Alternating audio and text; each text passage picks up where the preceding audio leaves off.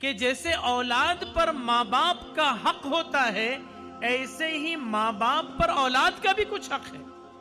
اور ماں باپ کو، والدین کو اس ذمہ داری کو سمجھنا چاہیے کہ اللہ تبارک و تعالی نے اگر انہیں اولاد کی نعمت سے نوازا ہے تو یہ اولاد اللہ کی طرف سے صرف نعمت نہیں ہے بلکہ وہ امانت بھی ہے۔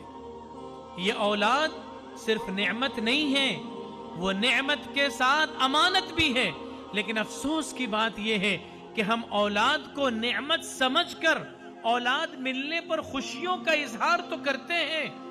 دعوتیں کرتے ہیں، مٹھائیاں تقسیم کرتے ہیں، ماں باپ فخر کرتے ہیں کہ ہم صاحب اولاد ہو گئے، اللہ نے بڑی نعمت عطا فرمائی، لیکن وہ اکثر بھول جاتے ہیں کہ اللہ جب ماں باپ کی گود میں اولاد عطا فرماتے ہیں تو دراصل اللہ تبارک و تعالی ان کو ایک بہت بڑی امانت سپرد کرتے ہیں۔